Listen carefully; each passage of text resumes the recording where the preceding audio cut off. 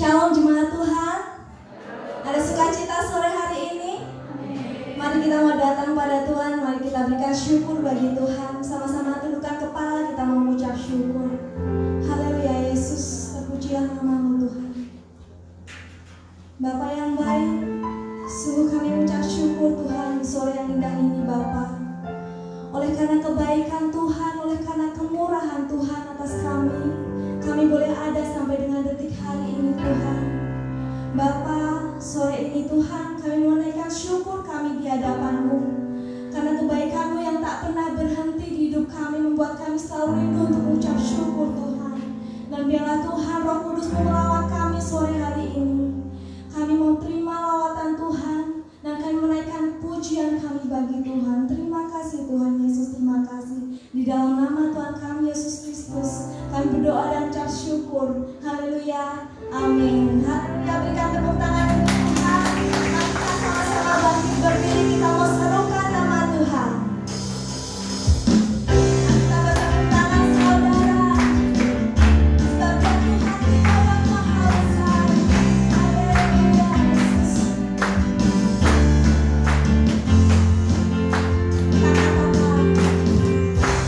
Tuhanku maha besar, Tuhanku maha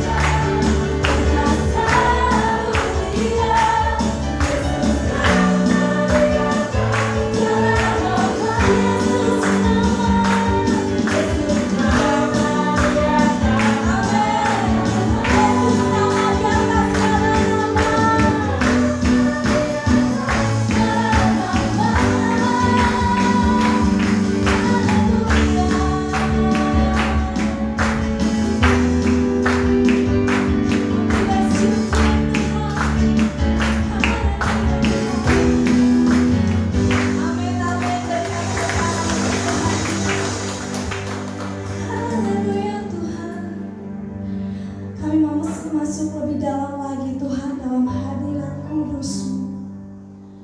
Kami mau terima jemaat Tuhan. Kami tahu dalamnya kasih-Mu bagi setiap kami Tuhan. Haleluya Yesus.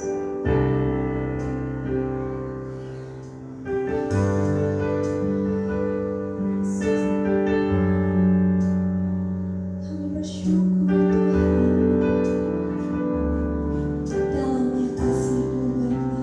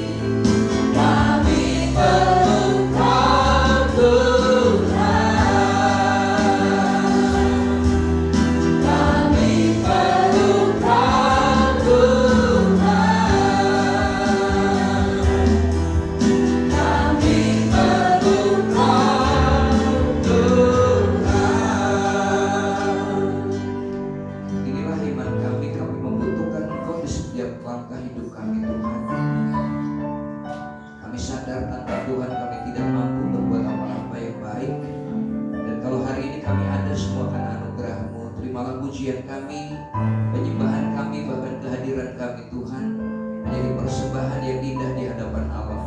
Kami mau belajar firman-Mu, urapi kami, berikan kami hati yang siap kita boleh benih firman, baik hamba-Mu maupun kami semua. Kami bersyukur kami terima firman Tuhan dalam nama Yesus. Haleluya.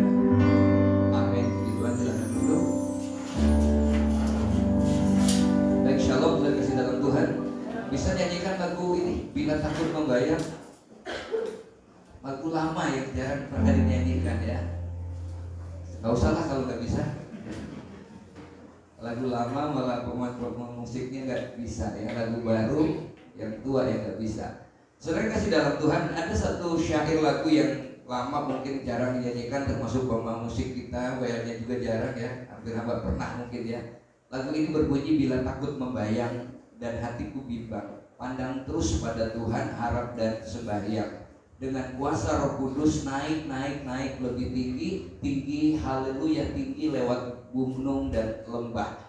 Saudara, ini satu lagu yang luar biasa, saudara, sangat pendek dan biasanya dinyanyikan berulang-ulang sebagai lagu penyemangat, mendasarkan bahwa tidak ada seorang pun manusia yang tidak akan lepas dari rasa takut. Hari ini kita sampai di bagian terakhir dari 14 seri khotbah tentang Keluaran pasal 14 ayat 1 sampai 14. Tidak terasa bahwa ini adalah sudah bagian yang ke-14 dimulai dari tanggal 20 Desember sampai dengan hari ini. Nah, sudah di penutup khotbah Keluaran pasal 14 ini kita akan sambil tema bila takut membayang. Kenapa? Karena kita tidak lepas, sehebat apapun manusia, kita akan diperhadapkan dengan rasa takut, dengan rasa khawatir, dengan banyak hal yang membuat kita kadang merasa ketakutan. Nah, saudara perhatikan di sini dari kondisi seperti inilah, maka kita mau belajar adalah bahwa seseorang akan merasa takut. Kenapa? Seorang akan merasa takut ketika dia berhadapan dengan sesuatu, atau berhadapan dengan seseorang. Saudara perhatikan, berhadapan dengan sesuatu atau dengan seseorang yang jauh lebih kuat dari dirinya sendiri.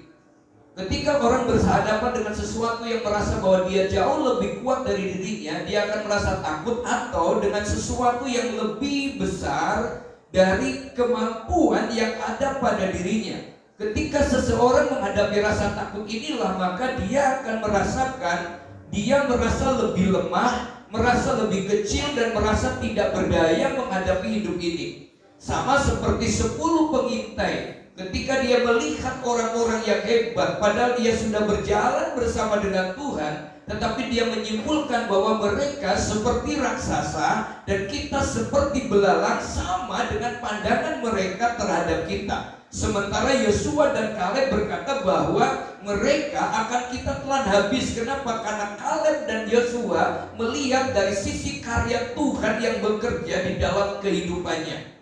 Saudara perhatikan di sini bahwa lawan itu bukan hanya besar, tetapi kemudian akan membuat dirinya tidak menghadapi atau membuat dirinya merasa hidupnya penuh dengan ancaman, penuh dengan tekanan dan serangan terhadap dirinya yang terus dibayangi oleh rasa ketakutan di dalam hidupnya. Ada banyak yang membuat kita takut, ada banyak yang membuat kita khawatir.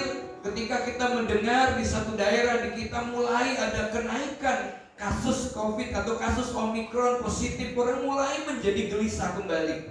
Orang mulai mengalami ketakutan kembali. Di sisi lain ada yang kemudian memberitahukan bahwa jenis yang ini sesungguhnya lebih rendah. Tetapi di sisi lain yang ini berbahaya karena tidak ada reaksinya. Saudara, ada hamba Tuhan yang khotbah saja harus swab dulu. Begitu mengalami ketakutan, saudara, dampaknya begitu luar biasa.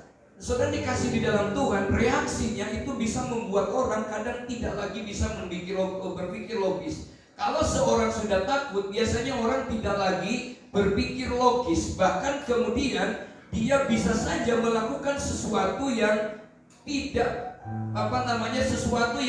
mengambil satu langkah-langkah yang tidak sesuai dengan firman Tuhan. Kenapa? Karena takut. Orang takut biasanya kemudian nekat. Orang takut biasanya kemudian melakukan sesuatu yang tidak sesuai dengan firman Tuhan.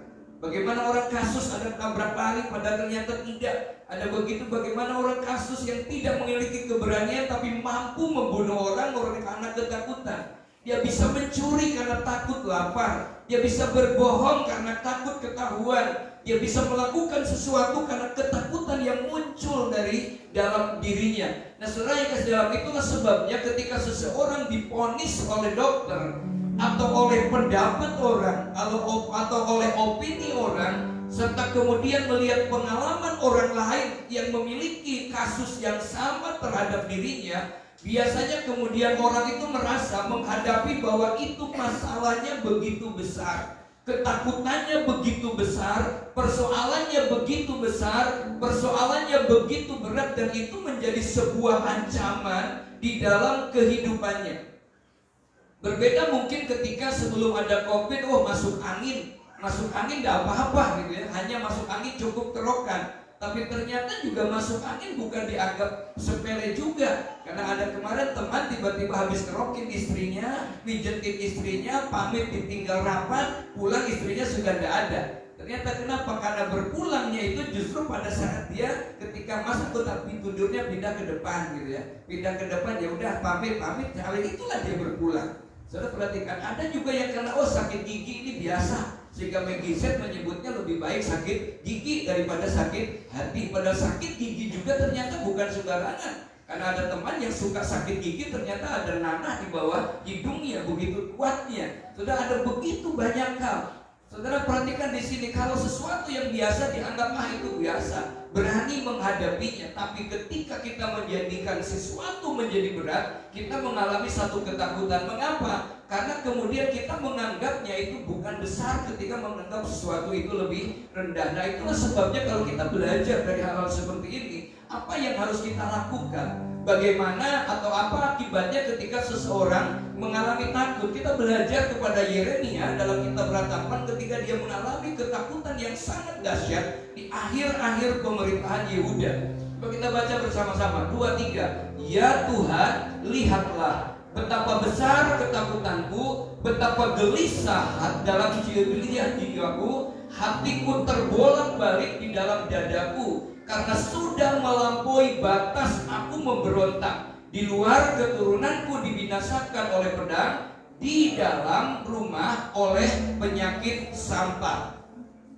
Saudara, kita mungkin tidak bisa membayangkan dengan, tapi ketika kita masuk di dalam ayat ini adalah kegelisahan Yeremia melihat fenomena yang ada di dalam sekitar kehidupannya. Dia menyebutnya di sini saking ketakutannya, dia bilang begini, betapa besar ketakutanku. Seberapa besar ketakutan yang dialami oleh Yeremia digambarkan dengan suasana hatinya yang menyebutkan bahwa betapa gelisah jiwaku.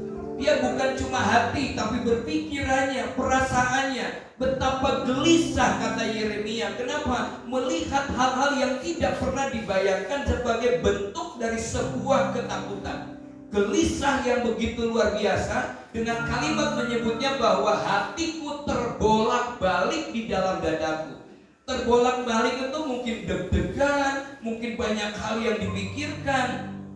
Ya seperti saya menghadapi tiap hari, tiap jam, tiap hari memantau adik yang sedang perkembangan, yang lagi bekerja tiba-tiba harus operasi otak ya.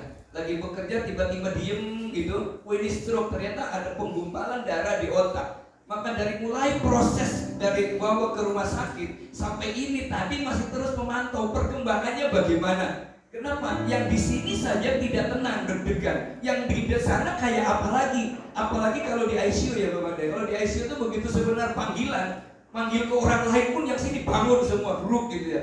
Kenapa? Ada panggilan, deg-degan semuanya. Ini pun juga sama. Adik katakan, aduh kepalaku pusing, nggak usah pusing. Kenapa? Kita nggak bisa berbuat apa-apa. Itu urusannya dokter. Ya, gue bilang saya pengen video call, pengen lihat hasilnya. Begitu lihat malah bukannya tambah tenang, tambah deg-degan lagi. Saudara perhatikan, ini suasana hati yang terbolak-balik itu seperti itu. Yang lebih parah lagi, kenapa pada waktu Yeremia disebutkan karena pemberontakan dalam bangsa Israel pada waktu itu orang Yahudi, orang Yehuda, di luar terjadi pembunuhan, di dalam ada penyakit sampar. Ada penyakit yang mematikan di dalam rumah, di luar melihat kengerian, sementara di dalam melihat orang yang mengerang karena kesakitan. Saudara, ini satu perasaan yang tercabik-cabik karena suasana takut yang dialami oleh Yeremia pada waktu itu. Nah, saudara kasih dalam Tuhan, bila kita dikuasai oleh ketakutan, maka kita sebenarnya sudah merasa kalah. Kalau kita ingin melakukan sesuatu dan kita sudah takut, maka kita sudah menghadapi atau menikmati kekalahan terlebih dahulu sebelum bertanding. Saudara yang dikasih dalam Tuhan, kalau kita mau bertanding ternyata di situ ada yang terkenal, oh pemain nasional. Jangankan kita mau bertanding, mau pakai sepatu saja udah mikir mungkin. Kenapa? Kita mengalami ketakutan. Nah, artinya apa? Saya perhatikan di sini. Kalau kita takut, energi kita akan menjadi terkuras dan kemudian kita menjadi tidak mampu berbuat apa-apa dan kaki akan menjadi lemah. Kehidupan akan menjadi tidak berdaya. Artinya apa? Sebelum kita berbuat apa-apa, ketika kita takut, sama ketika kita sudah melemparkan bendera putih, bahwa kita sudah kalah sebelum bertanding. Sudah tidak dalam bukan itu saja. Kalau orang mengalami ketakutan, dia akan mengalami kehidupan yang penuh dengan stres, kemudian kalap mungkin, ya, stres, kalap, depresi. Bahkan kita tidak bisa atau kita bisa kehilangan akal sehat, sehingga kita melakukan kegiatan tindakan yang kontraproduktif, sehingga Tuhan bukan dipermuliakan tetapi Tuhan dipermalukan. Padahal kita tahu punya Tuhan, seringkali kita bertindak dengan tanpa melibatkan Tuhan. Saudara perhatikan, ini yang mengalami ketakutan. Bukan cuma itu, kan, kemudian mengambil langkah-langkah yang tidak sesuai dengan kebenaran firman Tuhan. Ini yang terjadi ketika seseorang mengalami ketakutan bahwa lupa bahwa saya ini orang Kristen. Bahkan orang Kristen itu bukan berbicara tentang agama, tapi tentang sebuah gaya hidup yang dituntun oleh firman Tuhan. Sebab kekristenan pertama kali muncul ketika orang berkata dia Kristianus. Dia Kristen. Kenapa? Dia pengikut Kristus karena gaya hidupnya seperti Yesus hidup. Nah, saudara perhatikan, takut akan mengubah segalanya. Nah, bagaimana dengan orang Israel? Sama. Saudara perhatikan, ketika bangsa Israel mengalami kondisi ini, kita melihat kenyataan bahwa kalau kita melihat sejarahnya yang ada, mereka tidak pernah berkehendak untuk tinggal di situ. Tapi kalau kita melihat penyusuran jalan 40 tahun perjalanan itu, Tuhan yang membuat mereka berputar ke tempat itu, ke dalam satu lembah yang namanya Pihahirot. Tuhanlah yang menuntun mereka ke situ, dan Tuhan yang menjagai mereka. Yang ada di dalam benak mereka dengan yang ada di dalam benak Tuhan dan yang ada dalam benak Firaun sangat berbeda. Tuhan menempatkan di situ dengan tujuan bahwa dia ingin menunjukkan bahwa dia Allah yang menuntun, yang setia, yang sanggup melakukan kuasanya, sehingga dia disebut El Shaddai. Sementara Firaun melihat bahwa ini kesempatan terakhir untuk menghancurkan mereka. Umat Tuhan melihat ini sebagai kesalahan Musa, kesalahan Tuhan. Saudara dikasih dalam Tuhan, ini satu keadaan yang sangat mengerikan bagi mereka. Saudara pernah bayangkan sedang berada di padang gurun, ketika mereka berjalan diputarlah di Pihahirot, di tempat di mana di depannya laut Tiberau, di sebelah kanan kirinya ada padang gurun dan pegunungan Migdol, sementara dari belakang persis itu adalah satu jalan tempat nanti Firaun menyerang mereka. Di depan mereka ada laut Tiberau, di kiri kanan mereka ada padang gurun. Sedang perhatikan di situ apa? Di belakang ada pasukan Mesir yang siap untuk membunuh mereka. Sangat mengerikan, sangat menakutkan. Saudara pernah bayangkan saja ketika mereka ketakutan itu, apa yang ada di dalam benak mereka? Tentaranya menggunakan tombak, menggunakan pedang, sementara di kiri kanan 600 pasukan berkuda itu, kereta itu adalah pedang yang siap untuk mencabik-cabik mereka. Betapa mengerikannya, kematian yang mengerikan, pembunuhan massal yang mengerikan, orang-orang mayat di mana-mana, itu yang ada dalam benak mereka. Mereka mengalami ketakutan yang begitu dahsyat. Mereka tidak mungkin berenang dengan 2 juta orang lebih. Andai pun ada yang bisa berenang, bagaimana dengan ibu hamil? Bagaimana dengan anak-anak? Bagaimana dengan orang tua? Bagaimana dengan binatang-binatang yang ada? Saudara pasti mau berperang mereka nggak mungkin. Yang mereka bawa itu cetok. untuk buang hajat, kada hajat menurut mereka. Yang lainnya itu adalah alat-alat perjalanan. Mereka tidak membawa apa-apa. Mereka bukan pasukan perang karena di Mesir mereka adalah seorang budak. Dia tidak bisa melakukan sesuatu. Mau berlari tidak mungkin. Kalau berlari paling menjadi bulan-bulanan permainan tentara Mesir. Dan perhatikan, bagaimana dengan perbekalan mereka? Yang paling ditakutkan mereka adalah apa? Saya perhatikan bahwa di dalam kondisi itu, dalam benak mereka adalah kematian yang mengerikan ada di hadapan mereka. Melihat orang dimati, dibunuh dengan sadis. Mereka melihat orang-orang yang terluka yang belum mati.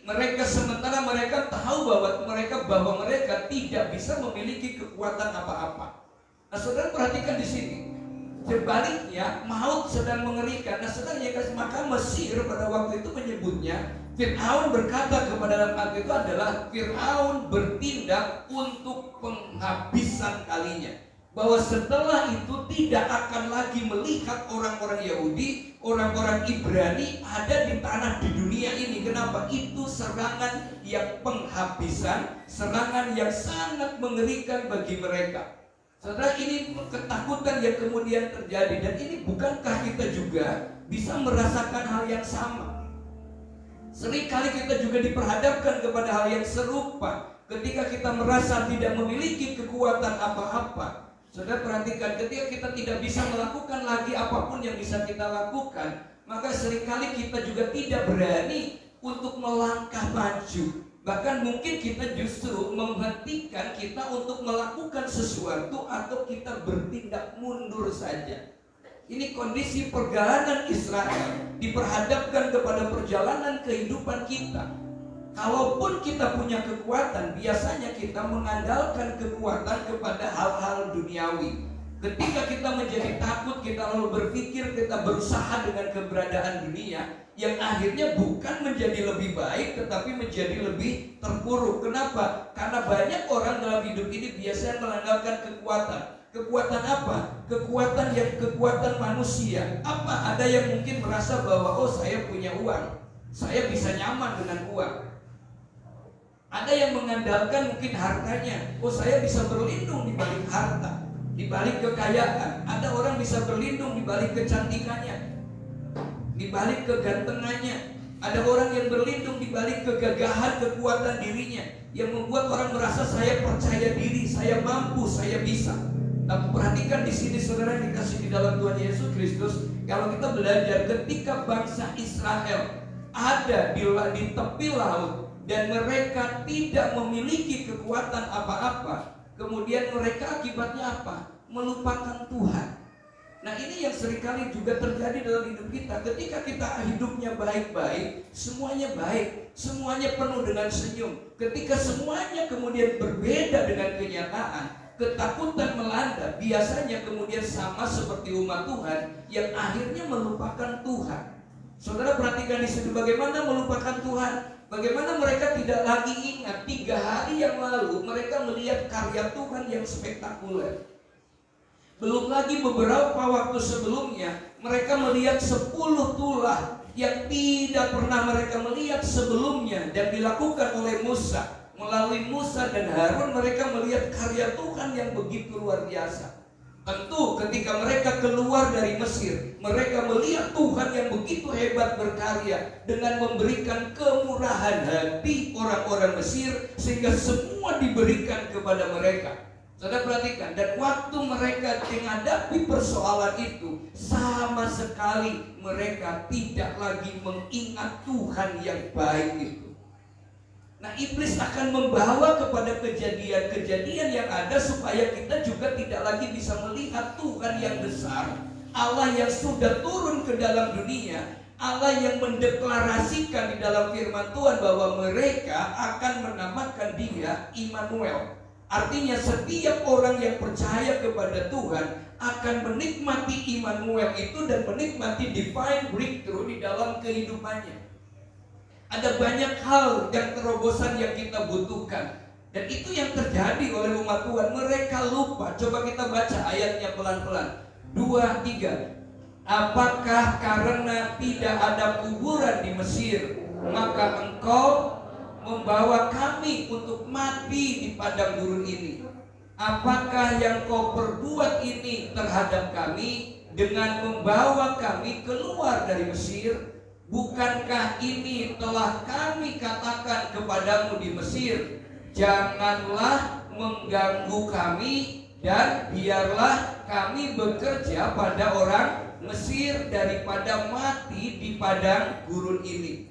Saudara, kalimat terakhir dari kalimat firman ini, keluhan bangsa Israel sama sekali tidak logis. Musa itu tidak pernah mau untuk membawa mereka keluar dari Mesir. Musa sudah nyaman di padang Midian. Musa sudah nyaman dengan menggembalakan kambing dombanya. Musa sudah nyaman tinggal dengan keluarga dan mertuanya di Midian. Dia sudah nyaman. Tapi firman Tuhan berkata, teriakan orang Israel, teriakan orang Ibrani yang selama 400 tahun jadi budak sudah sampai ke hadirat Tuhan. Dan Tuhan mengutus Musa untuk pergi kembali ke Mesir. Apa yang dikatakan Musa? Dia sudah tidak mau. Saya tidak bisa, saya tidak mau. Saudara perhatikan, saya tidak bisa berbuat apa-apa. Sampai Tuhan bilang, apa yang ada padamu? Tongkat. Dan tongkat itu kemudian menjadi ular, ditangkap menjadi tongkat lagi. Musa masih mengelak. Sampai Tuhan katakan, coba masukkan tanganmu ke dalam sakumu dan keluarkan, maka menjadi penyakit kusta. Musa tetap beralasan, tidak, saya tidak pasti lidah. Sampai akhirnya Tuhan kirimkan Harun untuk menjadi juru bicaranya Musa. Allah menaruh pikirannya ke dalam pikiran Musa, dan Musa menyampaikan kepada Harun untuk menjadi juru bicara. Allah memperlengkapi, dan Allah ketika sampai di Mesir menunjukkan semua orang setuju dengan apa yang dilakukan Musa. Tapi perhatikan, begitu mengalami kegagalan, mereka menyalahkan Musa dengan berkata, dan apa yang kau berbuat? Bukankah kami sudah bilang kami lebih senang kerja di sini? Saudara perhatikan di sini, ini reaksi dari orang yang mengalami ketakutan, bukan hanya menyalahkan Tuhan, tetapi seringkali menyalahkan sesama, dan yang membuat keadaan menjadi rumit. Dan itu yang diinginkan oleh iblis, supaya umat Tuhan gagal di dalam menghadapi hidup seturut dengan kebenaran firman Tuhan. Tuhan yang menempatkan mereka di pihak Hirot, Tuhan yang memberikan mereka perlindungan, tetapi Tuhan mengizinkan itu semua dengan satu tujuan yang sangat berbeda. Fir'aun menganggapnya ini kesempatan untuk menghancurkan, lalu orang Israel menganggapnya ini adalah satu kesalahan Tuhan dan kesalahan Musa. Tapi kemudian Tuhan menganggapnya ini waktunya untuk Tuhan menyatakan kuasanya. Sama seperti yang terjadi kepada Ayub. Semua orang menyalahkan Ayub, teman-teman Ayub. Iblis membuat kesempatan ini orang percaya kalau semuanya habis pasti tinggalkan Tuhan. Istrinya berkata, kutukilah Allahmu, yang terdekat saja kemudian menghantam dari dalam. Tapi apa yang dikatakan oleh Ayub? Karena ia tahu jalan hidupku, seandainya ia memuji aku akan muncul seperti emas. Saudara perhatikan, mereka marah kepada Tuhan, protes kepada kebijakan Tuhan. Mereka lupa dengan karya Tuhan yang begitu hebat, yang sudah dilakukan Tuhan. Saudara, kalau orang mengalami ketakutan yang begitu hebat inilah, maka kemudian orang bisa melakukan berbagai banyak hal yang semakin jauh dari Tuhan. Hari-hari ke depan yang akan kita lewati, ada begitu banyak prediksi, tapi kita sangat yakin mengimani tema kita tahun ini. Keluaran 14 ini ada divine breakthrough, ada terobosan ilahi, ada penyelesaian ilahi, ada jalan keluar ilahi, ada pelipat gandaan ilahi yang mau Tuhan kerjakan di dalam kehidupan kita. Sepanjang perjalanannya mereka lupa bahwa Tuhan menuntun mereka. Saudara, kalau kita baca dalam Keluaran pasal 13, mari kita baca bersama-sama 2-3. Tuhan berjalan di depan mereka pada waktu siang hari dengan tiang awan untuk menuntun mereka di jalan, dan pada waktu malam dalam tiang api untuk menerangi mereka, sehingga mereka dapat berjalan siang dan malam dengan tidak beralih. Tiang awan itu tetap pada waktu siang hari dan tiang api pada waktu malam di depan bangsa itu. Saudara perhatikan, siang hari ada tiang awan yang menaungi mereka sehingga mereka bisa berjalan di dalam tenang, di dalam damai, di dalam kesejukan. Malam hari ada tiang api. Dan Alkitab mencatat selama mereka ada lingkaran dalam hadirat Tuhan, tiang awan dan tiang api, kondisi apapun serangannya, mereka tetap bisa berjalan dan melangkah maju.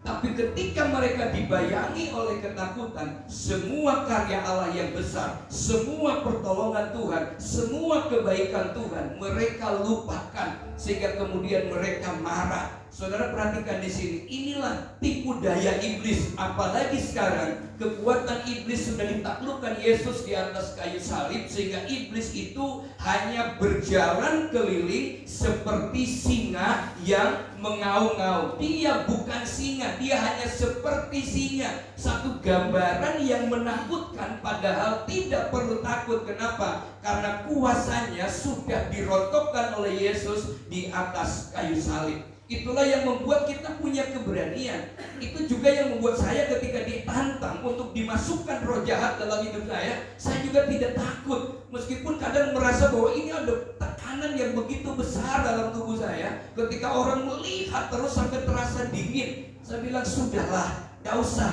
santai saja. Saudara, sampai orang yang katakan, aduh baal semua, punggung saya pegal semua. Kenapa? Tidak bisa masuk ke dalam tubuh Bapak. Saya bilang, sudah saya bilang, roh yang ada dalam hidup saya itu lebih besar kuasanya daripada roh yang ada dalam dunia.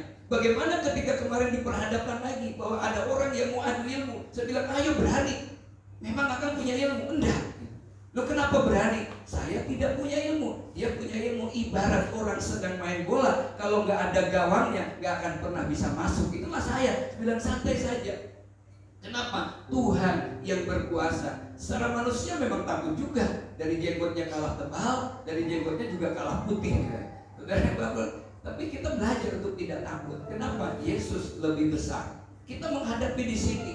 Mereka tidak ingat lagi bagaimana tiang awan menaungi mereka. Ada begitu banyak ancaman, tapi Alkitab bilang selama mereka ada dalam tiang awan, artinya ada dalam hadirat Tuhan, mereka tetap berjalan dan berjalan siang dan malam seturut dengan apa yang Tuhan mau mereka kerjakan di dalam kehidupannya. Mereka marah besar kepada Tuhan. Mereka tidak sadar apa yang mereka lakukan sebelumnya. Saudara dikasih dalam Tuhan, padahal Tuhan menjanjikan kehadiran mereka, kehadirannya. Dengan tiang awan itu Tuhan sedang menunjukkan kasih-Nya, sedang menunjukkan kehadirannya dan penyertaannya di dalam tiang awan dan tiang api yang bisa mereka lihat dengan mata kepala mereka sendiri. Kita juga sering lupa, walaupun sebelumnya kita sudah menikmati kebaikan Tuhan. Kenapa banyak orang bersungut-sungut? Kenapa banyak orang mengeluh? Sebelumnya mereka bisa bersyukur, tapi sekarang mengeluh. Kenapa? Karena yang dihadapi kok tidak sama. Saudara perhatikan, ini yang dialami. Mereka melihat bahwa dengan mata kepala sendiri mereka melihat karya Tuhan yang hebat. Tiang awan dan tiang api adalah sebuah fenomena yang visible, yang bisa dilihat dengan mata kepala. Kebaikan Tuhan begitu luar biasa. Bahkan sebelum keluar dari Mesir, mereka melihat pertolongan Tuhan yang begitu hebat. Tetapi dalam ketakutan dan kecemasan, kekhawatiran, saudara perhatikan di berbagai masalah yang ada dalam hidup mereka hari itu, mereka menyalahkan Tuhan. Firman Tuhan hari ini untuk mengajarkan kepada kita bagaimana kita belajar dari kisah ini supaya kita bisa memahami maksud Tuhan dari setiap peristiwa yang terjadi di dalam kehidupan kita. Nah, sekarang pertanyaannya, bagaimana kita menghadapi ketakutan itu? Kalau kita menghadapi takut, bagaimana caranya menghadapinya? Saudara perhatikan, Musa menghadapi ketakutan bangsa Israel, kepanikan orang Ibrani. Saya yakin dia bukan hanya ceritanya kan begitu pendek, tapi kejadiannya saudara, kira-kira apa yang terjadi pada bangsa itu? Ada perempuan yang lari kian kemari berteriak. Ada orang yang menuding Musa mungkin dengan bahasa-bahasa yang tidak enak. Ada orang tua yang sudah melotot terhadap Musa dan Harun. Ada anak kecil yang berteriak. Ada ibu hamil yang berteriak. Semua tertuju kepada Musa.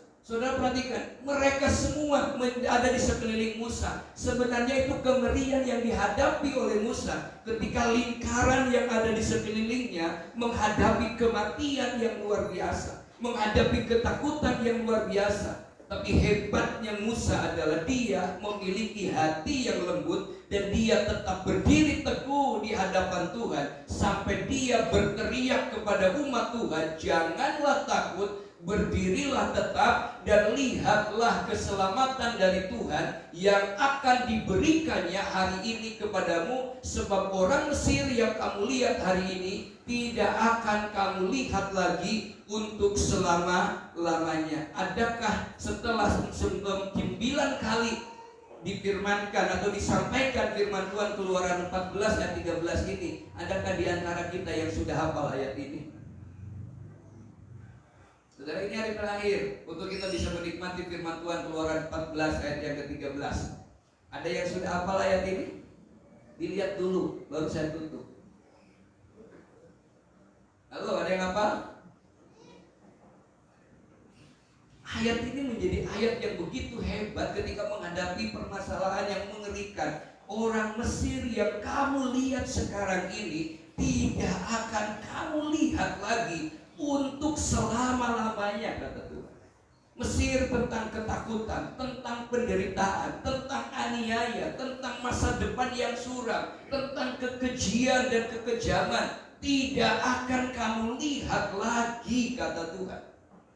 Ayat 14 berkata, dan Tuhan akan berperang ganti kamu. Saudara, mari menghafalkan ayat ini. Kalau firman itu diucapkan terus menerus, dia akan menjadi rema bagi kita. Dan kalau rema kemudian diperkatakan kembali, dia akan mendatangkan mujizat bagi kita. Kenapa? Karena itulah firman yang hidup yang Tuhan mau kerjakan di dalam kehidupan kita. Saudara bayangkan, Musa sendiri di situ, yang lain sudah berteriak, di belakang orang Mesir sudah berteriak-teriak. Mereka menonton ketakutannya orang Mesir dan orang Israel. Kenapa tidak bisa lari kemana-mana? Mereka menonton di situ, melihat kepanikan mereka. Saudara perhatikan, tapi Tuhan bekerja ketika Musa berkata demikian. Tiba-tiba tiap awan itu pindah ke belakang dan orang Mesir melihat kegelapan bahwa itu malam hari. Santai saja, mereka nggak akan lari kemana-mana. Mereka akan menunggu, menantikan kematian yang mengerikan yang mereka kerjakan. Hari itu mereka dengan penuh keyakinan, penuh kepercayaan diri bahwa orang Ibrani pasti mati. Mereka akan berpesta di situ. Tapi apa yang Tuhan kerjakan pada waktu itu ketika Musa berkata, berdirilah tetap, saudara yang dikasih dalam Tuhan. Apa yang harus kita lakukan ketika kita menghadapi ketakutan? Kita belajar apa yang dilakukan oleh Musa, apa yang disarankan oleh Musa kepada umat Tuhan. Yang pertama, mengingat Allah. Iblis hanya akan kalah ketika kita kembali mengingat Tuhan, kembali datang kepada Tuhan, kembali mengandalkan Tuhan, kembali percaya kepada Tuhan. Musa mengingatkan orang Israel bahwa mereka tidak sendirian di sana. Di situ ada Allah yang menyertai mereka setiap hari dengan tiang awan dan tiang apinya.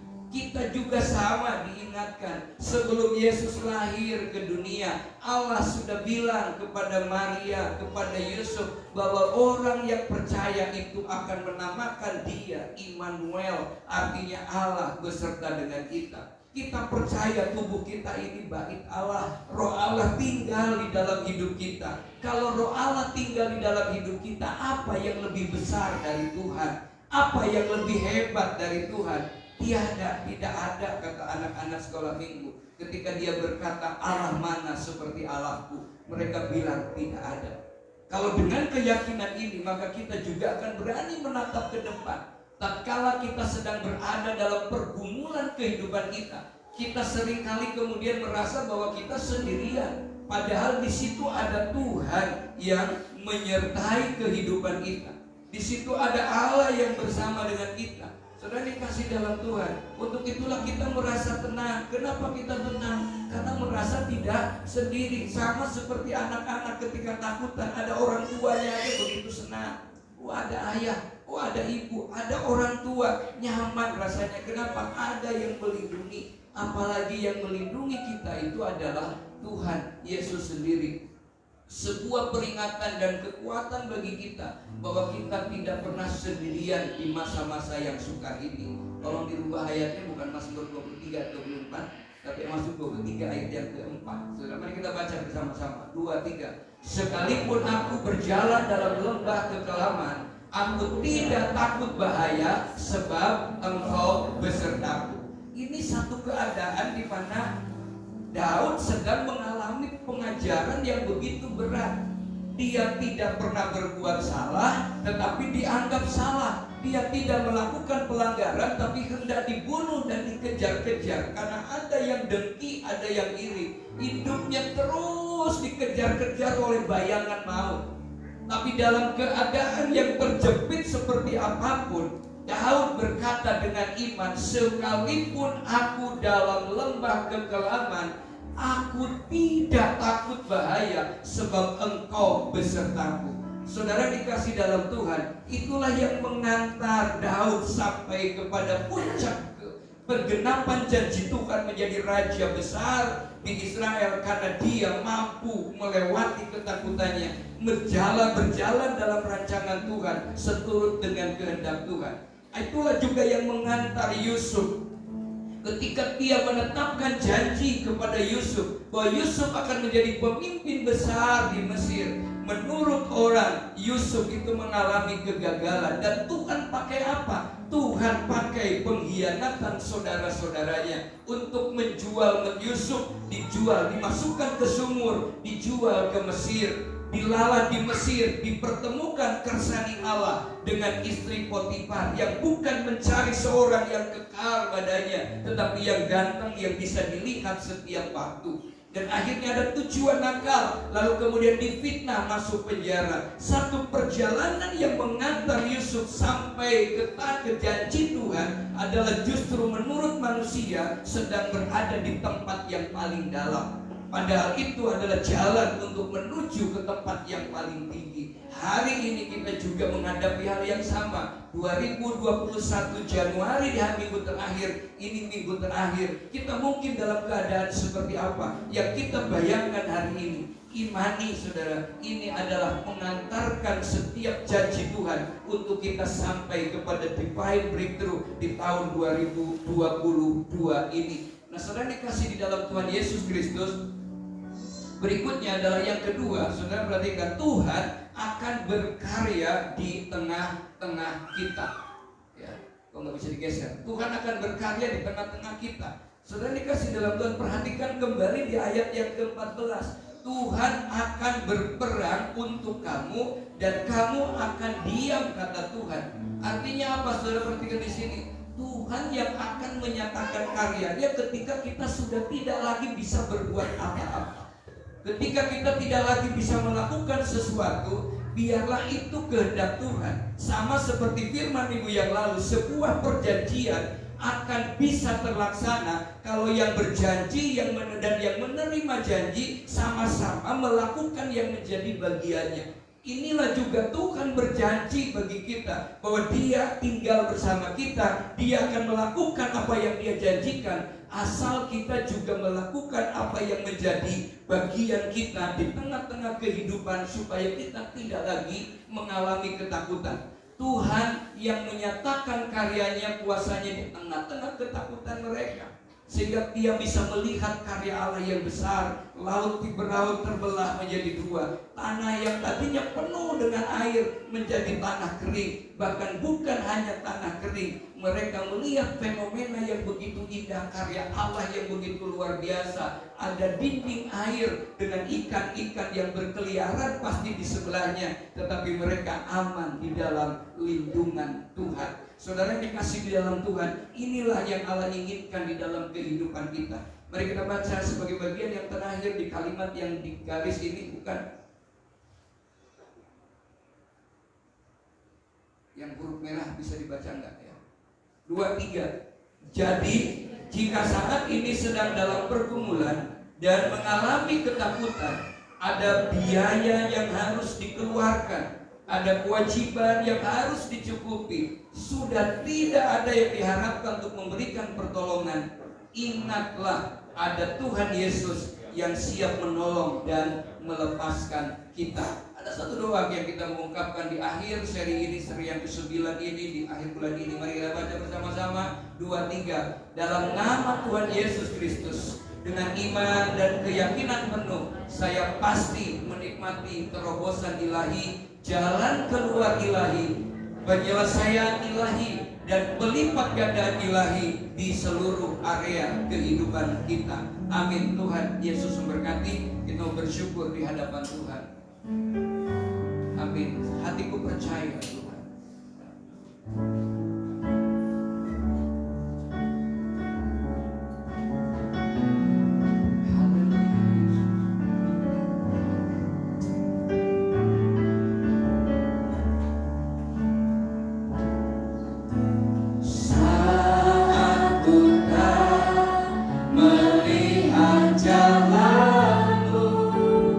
Saat ku tak mengerti rencana